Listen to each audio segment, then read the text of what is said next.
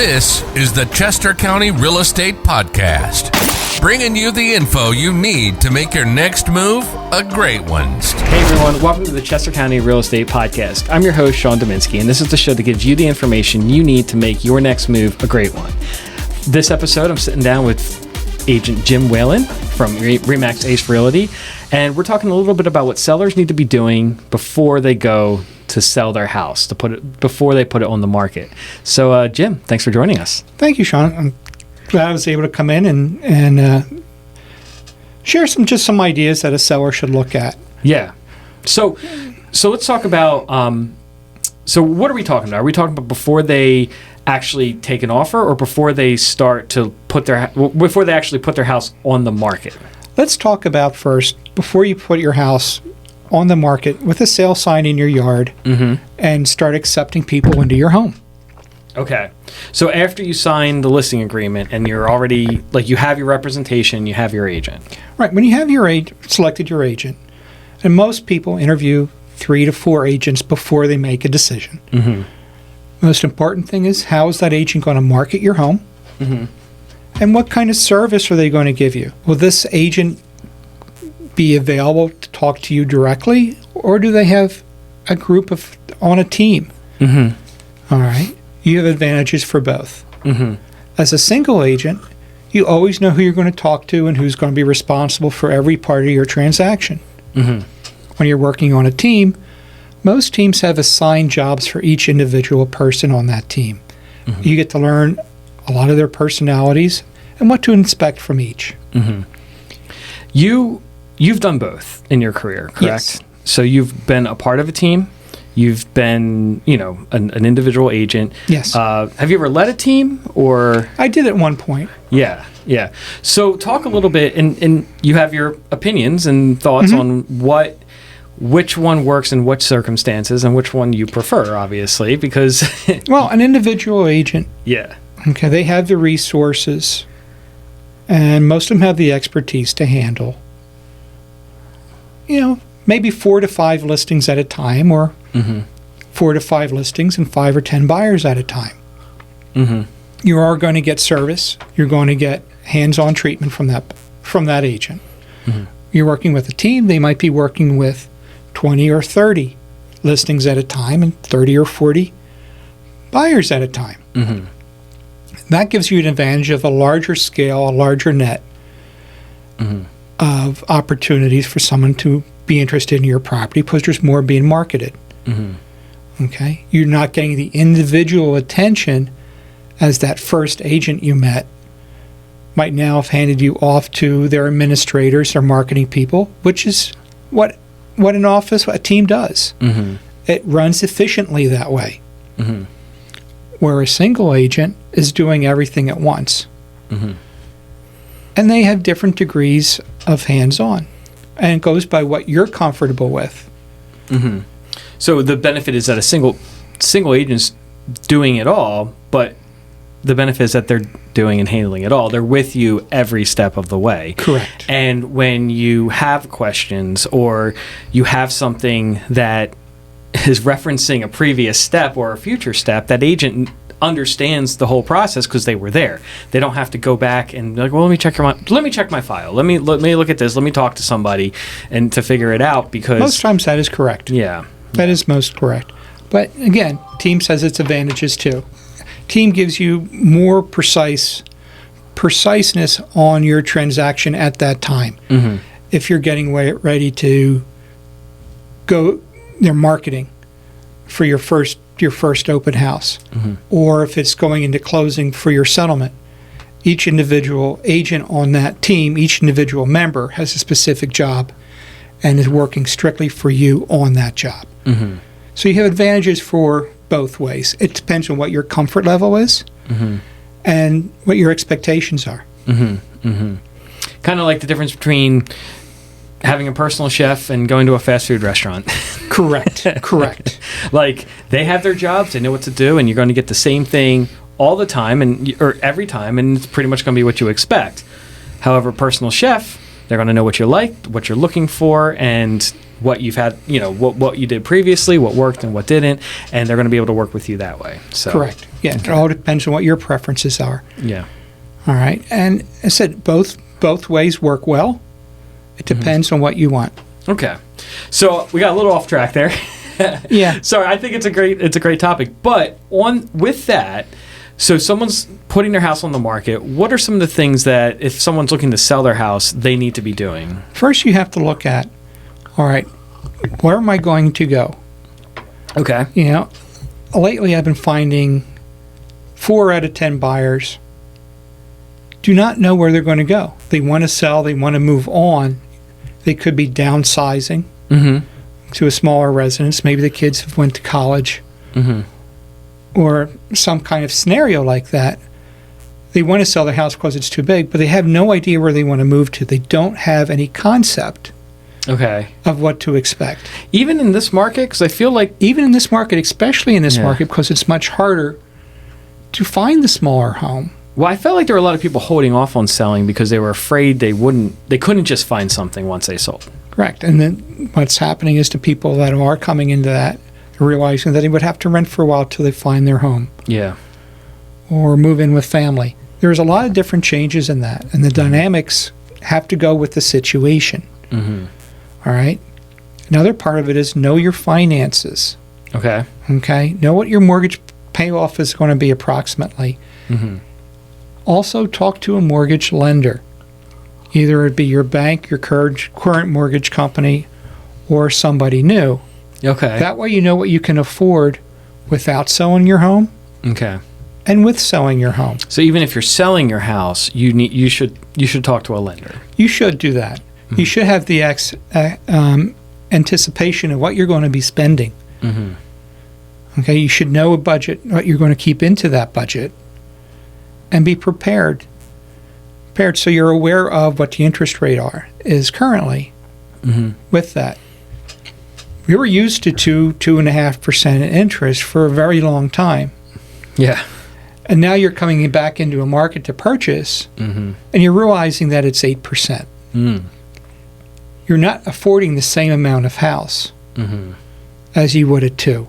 And you have to be prepared for that and be understanding on what you want, which is even a larger issue before you sell your home, is not only where you're going to go, but what do you want in a home? What are you willing to give up?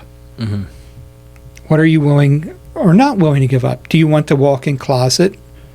Do you want the pool? Do you want the 2 or 3 car garage? Do you want 1 floor living, or still a colonial but smaller Are you coming from a single home on 2 acres and moving into a townhome? You have to understand what your expectations are, because a lot of couples are finding out that the tastes are a little different. All right. Oh, right. All right. You've looked in the same home for 10, 20, 30 years. And you're used to it. Everything's familiar. Now you're changing your environment. And some people's tastes have changed. What you were comfortable with before is not acceptable now. And be prepared for that. Yeah. Yeah, I remember when it was actually our old house. We were about to redo our kitchen, and we found out that it was like granite on sale was the same price as custom laminate. Okay. But you only had like 4 choices. And I was like, I don't care. It's granite. Like, we're putting granite in, right? And my wife was like, well, no, I want to have, like, I'd rather have the stuff, like, what I want, even if it's like a lesser quality material. And I was like, what are you talking about? Right. Like, it's granite. I don't care what it looks like.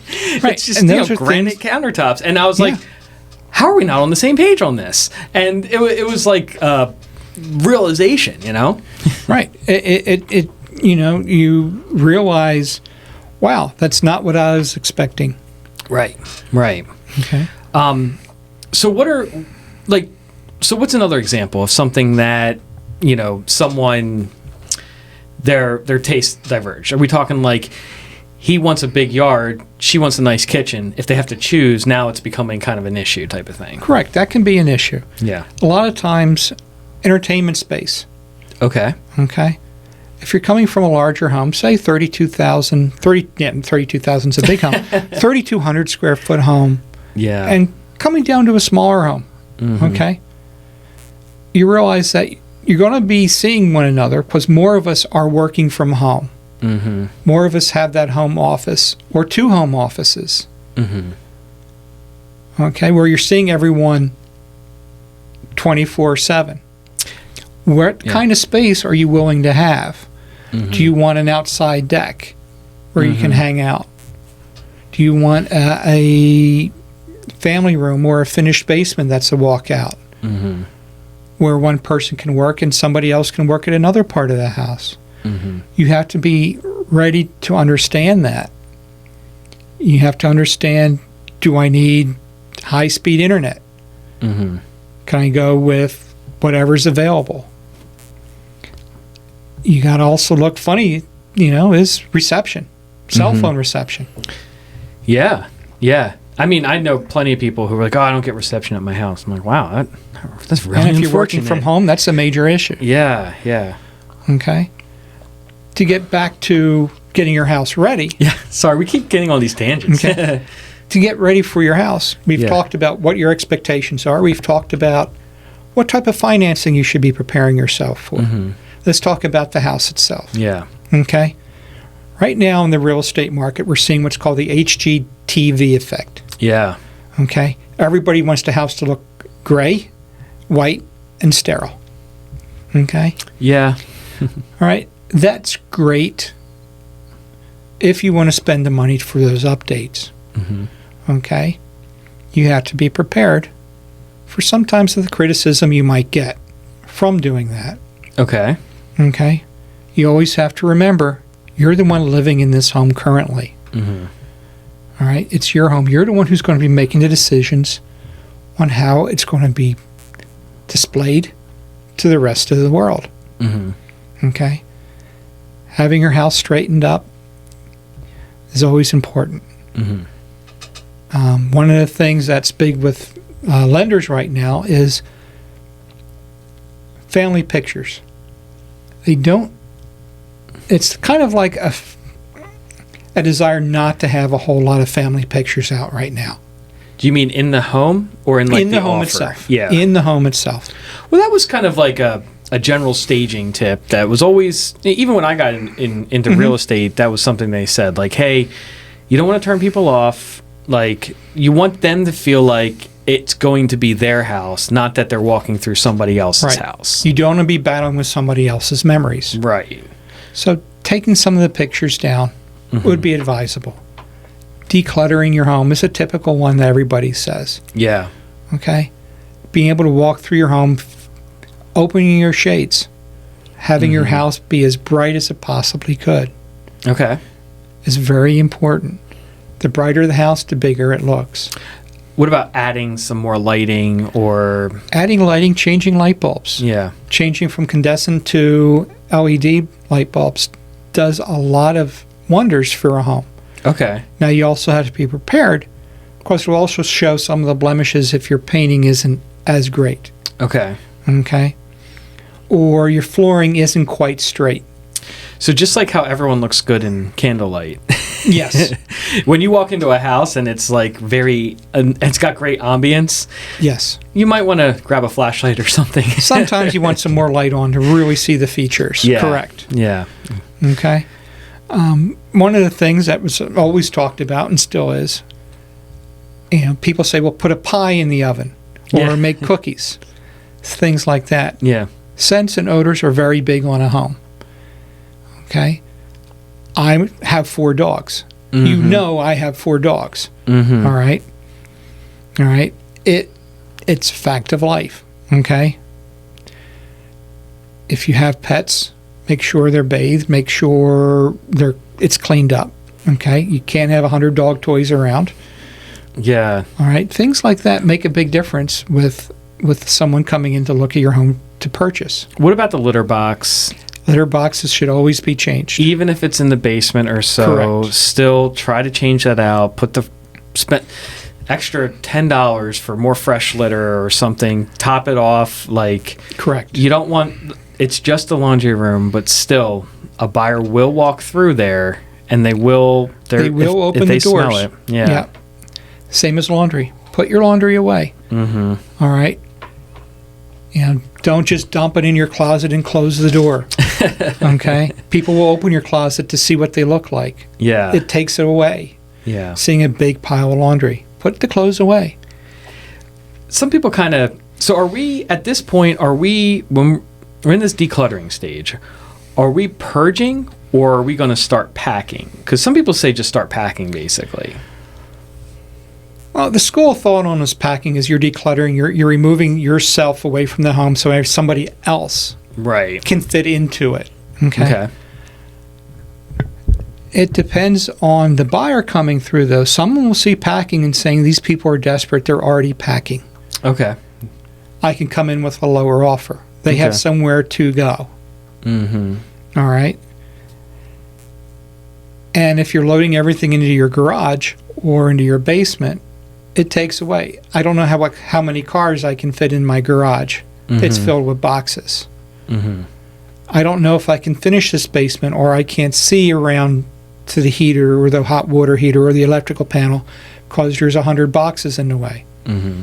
If you're going to start packing, do your purging. Mm-hmm. All right? Make sure it's done before the house goes on the market. And get a storage unit Mm-hmm. or pods and fill that up with the things you're using to declutter. Mm-hmm. Well, the pods, but still, if people see a big pod in the driveway, you still have to be careful about that. You do have to be careful of it, but out of sight, out of mind kind of situation. And when you're going through a property, Mm-hmm. Okay, you're not seeing the boxes. you're not in remembering the property. you're not Right. remembering the boxes. You're just seeing a storage. At least it's unit. outside the Correct. house that you're trying to tour. Correct. Landscaping. Mm-hmm. Make sure your grass is cut. Make sure your flower beds Mm-hmm. are weeded. Have fresh mulch. Mm-hmm. Okay. One of the biggest things to catch someone's eye on a first impression is the landscaping of any property. Mm-hmm. What we commonly refer to as curb appeal. Curb appeal, correct. Curb appeal. You want to be able to pull in and not see a whole lot of work the day you move in. Mm-hmm. All right. You want that grass nice, clean. You want to see the leaves at this time of year picked up. Yeah. You don't want to see weeds. You don't want to see unkept bushes and dead flowers. Mm-hmm. Those are all turnoffs to a buyer. You want the house prepared. Mm-hmm. And so at that point, like, do you recommend people bringing someone in to take care of that stuff? Or is it just, like, they can do it themselves, but they have to be intentional? If the homeowner can do it themselves, I would always recommend for the homeowner to do that. Okay. I'm firm belief of you don't want to put them as much money out unless you have to. Okay. Okay? If you're unable to do your own landscaping or don't know where to start, Mm-hmm. then get a professional landscaper. Mm-hmm. Okay? There's several very good professional stagers, space-saving people that will actually help you organize to pack. Mm. All right? If you feel you need it. What has your experience been with stagers? Because there's a lot of agents who say, I'm the stager, I can help you. And then there's other agents who say, no, we're going to bring someone in. I've always preferred to have someone else come in and do it. Yeah. If a seller says, I need the home stage because I have no sense Mm-hmm. of what people like, Mm-hmm. then definitely they should be interviewing stagers. Mm-hmm. Okay? But also, there's homes that you walk into that staging might take away from it, Mm-hmm. especially especially with certain ages of homes. Okay. How so? All right? If you would walk into a mid-century home, Yeah. say 1975, between 75 and 80, Okay. and you walk in and the furniture looks like the day it came out off of the showroom floor, Uh-huh. all right, and it's impeccable. Yeah. The house is perfectly clean. It's the hardwood floors. How much staging do you want to change to take away from the character of that mid-century home or Mm-hmm. contemporary home that a stager with modern furniture can't emulate? Mm. Mm-hmm. Okay? I have seen some, not disaster staging, but very negatively affecting the property. If you're with properties over from the 1800s, stone farmhouse that suddenly has all the modern furniture in the living room and in the kitchens, Okay. and it takes away from the atmosphere that the seller's trying to portray, Mm-hmm. and how the agent could be portraying the property as well. Okay. So there would be like, because you have very modern looking stuff, and it doesn't really fit with the, It doesn't the character. fit, right, and takes away from the desire to buy a property if it looks so modern Right. when you're marketing it for a wholly different group. Right. So interviewing your stager to see if they will fit is just as important. what are some of the questions, and what do you recommend people look for when they're talking to different stagers? Well, either with stagers or landscapers, Mm-hmm. anyone that you're bringing into your property, how long has your experience been? Mm-hmm. What has your recent experience been with my age of home or my size of home?